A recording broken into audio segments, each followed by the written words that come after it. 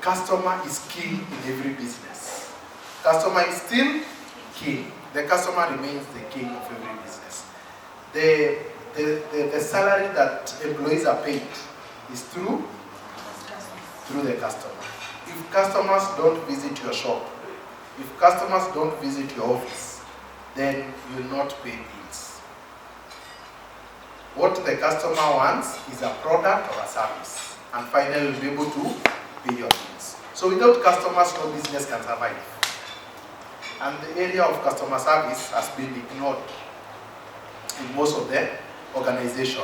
But if you go to a serious organization, they have departments and units. Taskia complaints and handling, their customer experience. These are customer experience champion. You go to other organizations, you don't find any customer experience champion. You go to Total, you will see their employee of the month. You have seen those photos? Yes. Those are people who are now championing customer experience, which is a very nice thing to champion customer experience. The way you treat a customer, from the way you speak, from the way you write your emails, and all the way from closing a deal and doing a presentation. All those are things to do with customer service. So I have some nuggets here. These customers are having a choice. They may soon be gone and it could be extremely difficult to get them back. So customer remains the king of every business. The moment we realize that the customer is king, we'll be able to do our thing, our product very well. Always learn to thank the customer first rather than the customer thanking you. Learn to do it first before the customer. This is something that happens mostly and even majorly to us. And to a wimbo about it. Ati karibu Kenya, whereby customer ndio anasema asante badala ya muuzaji aseme asante. So whenever you serve a customer, always say thank you. The customer can also be appreciated, you don't deny that, but you are the one who has served the customer. So always thank the customer. Even for a phone call, always thank the customer. Never attend to a customer when you are on a telephone call conversation. So mtu kwa simu, karibu, yes. Sawa. So such is not allowed in customer experience. You are not giving a good experience to the customer. So always handle one thing at a time. Don't be on a phone call and also you're serving a customer. Those are two different things. The other customer will also feel not important because you have not even excused yourself. Maybe an order has come in through the phone and you have picked it, and then you are also taking down the customer. Namwambia, hey, we have this type of food, we have this type of shoes, then a phone call comes in. Always excuse yourself. You can pick a phone call and say, excuse me, you pick and you say, I'll call you later. But Kenya ni nani? Wala wase. Sindio? Never share your company passwords with other colleagues or third parties to log into company system on your behalf. Passwords. This one mostly when they train banks. Hapa ndio issue inakuanga. We have seen employees leaving institution reason being of giving out passwords or leaving their PC open. Open, that means they have not locked. The control, delete. Inakuwa na ile username, you only see it. The moment you leave your PC like that, and somebody can come in and authorize.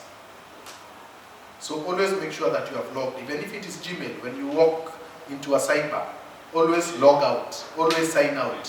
In your e-citizen, when you walk into a cyber, always log out. You never know, a fraudster may take a passport, may take a certificate of registration from Societies Act and apply on your, using your name or credentials. So, utajitoaje, utasema si wewe. So it is always wise to always sign out. It's a very, very important thing to always sign out. Would you mind repeating that example about the customer registering someone society? Yes, so you have gone into a cyber, ulikuwa na login kwa e-citizen. So for citizen, you are applying for a passport.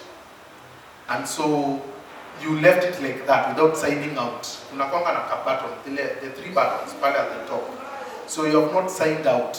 So another person may come in. I've ever gone into a cyber na nimeona hivyo that nimeingia kwa, but it is not my portal, it's not my credentials in. And I saw this is a mistake that this person who was before me aliacha. So what happens is that a person will take that advantage, apply for a company. So using a certificate yako, anatumia credentials, name ni yake, business name ni yake. So when KRA is targeting you, telling you that you have arrears, you have this and that. So you're wondering, company gani hii am I running? So somebody else is running a company on your behalf. So it's a scheme whereby even ID, people are collecting IDs, going to register telephone, easy SIM cards. And so, my wife operates a business somewhere in a college. And most of the times when I'm there, I usually wonder how comes it is a lady buying, but akilipa na M-Pesa inatoa jina ya kijana. Then kijana akilipa, most of them inatoa a lady. So hiyo gimmick mimi sijui inatoka wapi, and we are in Kenya. So it's a very serious thing which is happening. So let's be cautious of our IDs. Whenever it gets lost, should report. That is about customer experience. So people can be able to come and use your credentials to create, register things on your behalf and you are not aware. Another point is always remember that word of mouth spreads faster than any other means whenever you treat customers badly. Strive to treat customers well. Treat two customers vibaya. How do they shout nowadays? Through social media, Twitter, Facebook. So that's how customers shout. They will not shout at your premises, but they will shout at social media. And so the rating, what happens? Your ratings go down. So let's make sure that you treat your customers well. So I don't know is a phrase that your staff should never use. It was found to be the #1 reason why shoppers switch to catalog and online shopping. Sijui, I don't know. You have black hoodie. We don't stock that. We don't. So the way you respond to a customer, for those who have business, what's the nature of business that you do? Construction. So maybe you do consultancy and easy cable. Road construction. So for road construction, you will need the drainage. So how comes you can be able to construct a road without drainage? So maybe you have gone and maybe the tendering that you are doing, you have not put in the drainage. So you have left a pedestrian who is now a case for you, a customer, umemwacha stranded. Reason being, there is no drainage. Next time the road will be, you have a lot of water when it rains, and when a car passes, it will splash to them, and maybe those people will end the interview. So you see, it's a cycle. So if your staff can't really answer customers' question, there are 3 essential words to be used. I'll find out. I'll find out and get back to you. At this time, with an answer. So always look neat and tidy and project an image of professionalism and efficiency. Insurance guys, those who do door-to-door, wale ambao wanauzanga hizi vitu za Wahindi huko in Australia, they come, tunaona kwa estates, wamebebana na bags, wako na tie, so they try to portray a certain image of salespeople. So even you in your industry, you must be very smart for your customer. I know of a guy who closed a deal because of hiring a V8 so that he can be able to do a presentation, and he really closed the deal. Reason being, the image that the customer portrayed as he was doing the presentation. So some deals require you to portray a certain image for you to be able to win a deal. That's how. So you never know when you're going to meet the president or a deputy or a senior guy in the government, you cannot be able to walk in or go riding a doozy. You hire a taxi. So such images you must be able to portray. When you know you're going to sign a deal, you portray a certain image. That's how. The three rules of service delivery are: do it right, and the first time, fit it. If it fails, there are no third chances. Always the first time. Give that customer a good experience. Because whenever you give that customer a good experience, he or she will come back with another customer. So you realize when you buy a product from a certain website or from a certain shop, you'll be able to tell your friends. You'll be able to shout it on social media. The way you are handled, you'll be able to say, all the way, this is the shop to go. But if you are handled badly, you will either keep quiet or shout on social media. So always know the customers trust the service you have to offer and value honesty. This one also mostly is honesty. Honesty is key. That you are being told your birth certificate will take 7 days. It's 14 days down the line and the certificate has not been released. So you see such giving a bad experience to the customer. You have told the customer the food will be ready in the next 10 minutes and you are hungry. You are in a hotel. 15 minutes down the line, 30 minutes down the line, the food is nowhere to be seen. So what happens? You walk out. That was a bad experience that you were given in that hotel or restaurant. So you'll walk away and shout it on social media and on your WhatsApp status. Another person will see. And it will go viral about that hotel. So the rating of that hotel goes down. So what happens? The bills will not be paid for the staff, and so that hotel may not be able to celebrate 5 good years. Reason being of the customer. So customer remains the king. Lying and misleading customer leads to far worse challenges for the company reputation. That you'll be able to lie on certain issues, but you'll be able to be caught. That either it's a percentage for the insurance guy, premium sometimes inaenda kama inapanda after 1 year. Then there is a clause there at 5th, 10th, so it goes after 5 years or after 2 years, the premium increases by either 5% by 10th of the month that you took the premium.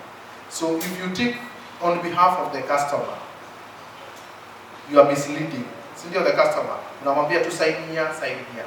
So always make sure whenever you are being told to sign here, the form has been filled. So that you will not get yourself into a mess that was created. That is something that happened to me when I signed up for an insurance and I had to cancel it. That every year it should not be able to be increasing. Because I started with 700 and now it was 1500. So he said you can stop there at 1500. That's okay. Good listeners are made, not born. Whenever it comes to customer experience, always learn to listen. Even complaints, handling complaints, an irate customer, always learn to listen to them. Nod your head, agree with them, paraphrase what they are saying. That's how to handle a difficult customers and listen to them. Don't shout to them, don't show them that they are wrong. They are right. Because the customer is king. The key to any successful business is to provide customers with what they want, when they want it, and at a price that they are willing to pay. Look, for instance, a company that sells suits, and so premium suits. The price is fixed 10,499. So a customer walks in and they say, I want this suit, but I have 10,000. And you're the salesperson. What do? You say, I have a customer, you talk to your supervisor, and this customer is willing. So can we give a discount? So this happens to shops that have fixed prices, and there are no discounts. So since this person is being paid on commission, he or she will be able to allow the discount and get the commission which will cover up, rather than lose that sale. So whenever we negotiate, there was a clip or something that people are saying that when you go to shops or malls, you don't negotiate. But when you go to Mama Mboga, you start to negotiate. Unasema huwezi niuzia nyanya mbili 10 and unaona nauza moja 5. So you are negotiating. But when it comes, when you are in that shop, hapo pale the mall, Westlands, Langata, wapi, you are not negotiating. Unasema, this is how much, 5,000, it's okay, I'll pay. But when you go to mtaa, una negotiate. Attitude. Your attitude influences what you hear and how you respond. Defensive people may do everything, looking for hidden messages, and defensive people may appear to be looking for a fight. Your attitude should help you listen to, not defend you to a customer's words. So, always be open whenever a customer is complaining. Always have an open mind. That whenever there is this complaint, next time you'll know how to handle it. You'll be able to improve your service. And that's why every session, every company, they have something we call feedback. So Martin, I hope you have feedback for this session. So people will be able to give feedback on how was the experience. So by the time you're organizing the next one, people will be able to say, you'll be able to analyze and say about speakers, about food, about venue, is it accessible, such. So immediately when you visit a hospital, I visited one and I was being given a survey to do. So how was our pharmacy, consultation by the doctor, like that. That helps a company to grow. If you don't have a feedback form for your organization on how you are treating your customers, then you need to have it as soon as possible. Always play cool music with the reasonable volume that you can hear and converse with the customer. Never play loud music with vulgar language in your business premises. So whenever I go for training, I usually tell people, the TV on this or on your premises, always make sure that it is playing your advertisement. It is not on Citizen. It is not on local stations. Reason being, they play sometimes dirty music. Ilika mseto or something. Sidio? Ako kamseto, an aged woman, an aged father, sitting comfortably at your lounge, at your reception, waiting for service. Unamuentertain na hizo. Hata furahia. At all, it is not good experience. Maybe a reverend has walked into the lobby. Na wewe umemwekea ka Citizen hapo. See kata ni ameingia your premises, make sure you have a flash disk, you input and put all the videos, scripts that you have done about your company. It is giving a good experience about your company to your customers. And even the music played. The music played at our premises, be it gospel, be it reggae, be it hip hop. So you'll find an SDA customer has walked into your shop. SDA. So I'm walking, na wewe unacheza nini? Raga, za Vibes Cartel na sijui nini. Yo customer will put off. Kwa sababu yele music unacheza kwa premises. Uko sijui shaka babala watu fala. Hizo vitu zote. Umemput off. Umemweka tu chini. Kwa sababu anaona spirit hapa na premises asijulikane. So always play cool music. We always recommend jingles. Or there's another type of music. It's just instrumental. Yes, if it is their gospel, you can either switch to the music when the customer walks in. Because the other person will see, they couldn't make their church. So customers are different. Not classic. Sorry? Okay. Yes, people play most of the time classic. Classic 105, which is also good because of the type of music. I mean classical instruments. Yes, classical instruments. So you can also play classical instruments. It invites, you will never go to a dinner in any hotel and find loud music. It is always to jingles. So that you can be able to enjoy your meal. Ukisikia too loud music, run. You will not be able to enjoy your meal. Communication is both verbal and non-verbal. In customer experience, everything communicates your style to customer. The way you dress, the way you walk, when at your desk or counter matters a lot. The way you talk, how you conduct yourself, the way you make eye contact, the way you listen and respond tells whether you are interested in the customer or not. For those who use PC or laptop, when a customer walks into your desk, what do you do? You greet the customer. You always offer a smile. You don't hold your hands like this. So this is a defensive way. Whenever you have a customer you're talking to, so always have your hands at the pale chini or at the table. It shows that you are open for communication. And always call the customer 3 times into the conversation. Depending on which industry that you are, it is always advisable to call customers by their name. Why? The sweetest thing to a customer is their name. The sweetest thing to a customer is their name. Because pale kwa introduction, they will introduce themselves and say, I am so and so. And pale asiposema, find out in the conversation. Find out in the conversation. In that phone call, as you introduce yourself, the other customer will also introduce themselves. So use their names in the conversation. So the way you also maintain a contact. A customer can be speaking to you, but you're also there busy typing. Maybe the boss needs a report, but you want to type. You're not listening. You're not responding. You're not maintaining eye contact. So you're losing that customer. So that's how we lose customers, by simply not maintaining eye contact, not giving attention to the customer, not calling them by name. Always ask for documents positively, like the ID. Don't shout. Let ID yako. Politely say, may I have your ID. This one affects mostly who? The industry. Yeah, ID, letter ID. But yeah, ID. Which industry? The M-Pesa agents.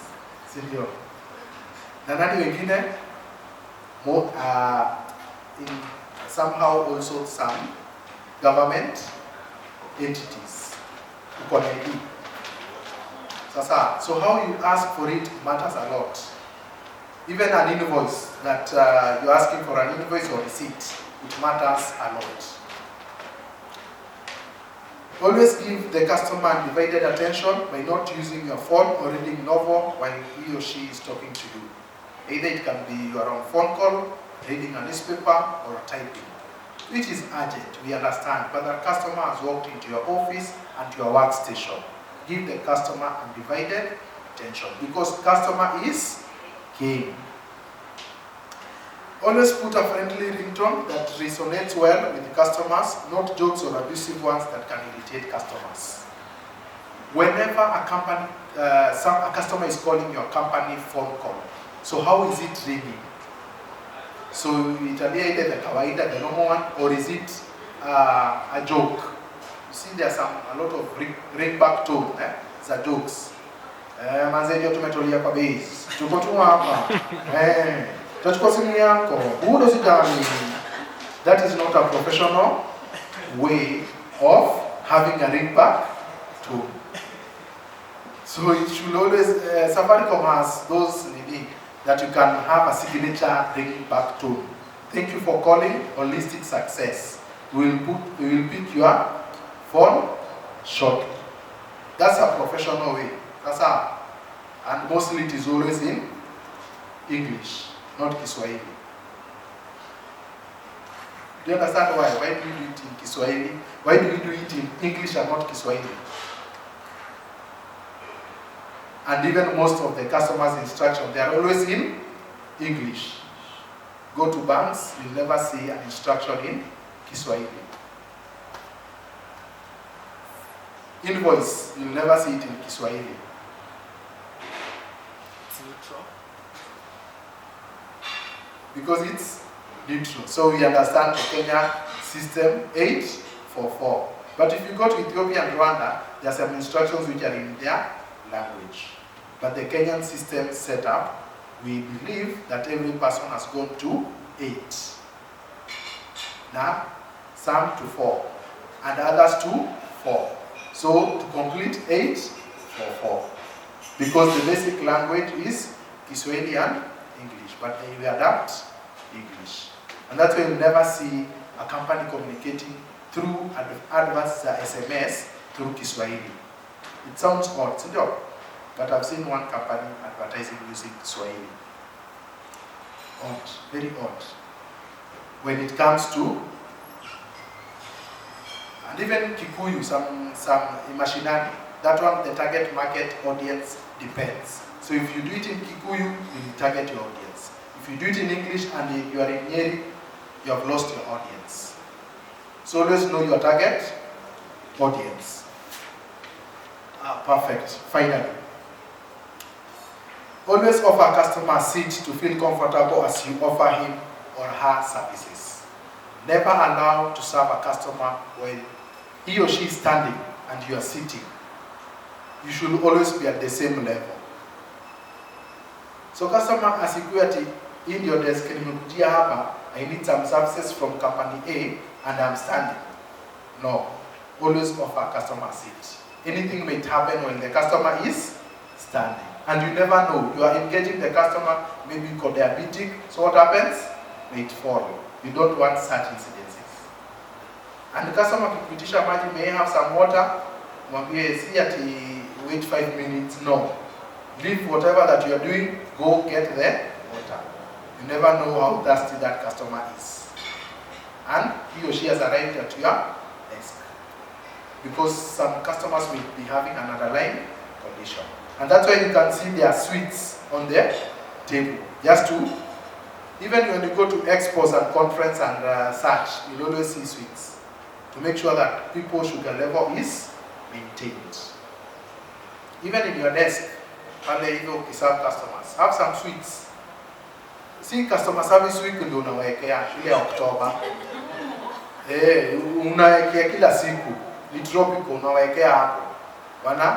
Unajua it's a one way of welcoming the customers. You have been giving them, since always wapatia tea every now and then, it will be expensive, but a pack is now going for 260. So you unaweka hapo, customers will pick. Those who don't want, they will not be able to pick. Anaweza beba kama carry away, apatie nani? The kids at home. And the customer will go back with a good experience. We are trying to create a good experience. Always remember the courtesy words of may I, please, excuse me, and thank you. Whenever you're interrupting your colleague and there is something that you want to find out. So, unamwambia sorry, wait a minute, I'm coming back, there is something that I'm going to consult. You don't leave the customer hanging. Mwambia kidogo tu. Alafu, unaenda. When you find your other colleague on a customer, what happens? You also excuse yourself to the colleague and to the customer. May I interrupt a bit? Finally, always call back the client if you made a promise to do so. Takupigia, I'll call you back, but sometimes we forget. Make sure you go, before you close your shift at 5, go through your phone calls. See the missed calls that you have received. See the calls that you wanted to return back. A deal may miss you. Reason being, you did not return that phone call. somebody somewhere in an office mate wanted your services, but since wewe au return missed call, wanasema hao watu hiyo kampuni wachukua simu. Finally, always inform the customer how long the process will take. That is, it takes 3 weeks to import product X. Receiving a parcel from point A to B, the customer will be delighted and appreciate the info. So always alert the customer the process and keep the customer informed. It will take 2 weeks for the consignment to arrive from country A. Always let the customer know. But don't let the customer sign without you telling the customer that it will take these days. Next day anakupigia na kwambia, oi, goods bado hazijafika, because you do not alert the customer. So always make sure you have alerted the customer of the product that you are selling. Either it is outside Nairobi, you are doing the delivery, make sure you have alerted the customer. Finally, about the name of your company, it matters a lot. What you do, even the logo, and even the name. Don't copy other people's name. There is one company here, when I was doing this book, there is a company known as Best Lady, and the other company was saying Best Choice Lady. So don't interface names to suit your company. Don't interchange. Usicheze na other names because there is copyright. Just be unique, be creative, come up with a name and a logo. It will help you. Just push your brand and it will grow. Ukiomba, Mungu atakusaidia, you'll be able to make it to the next level. But don't try to copyright other people's names so that you can be able to push your brand and to get market share. So with those few remarks, thank you very much. God bless.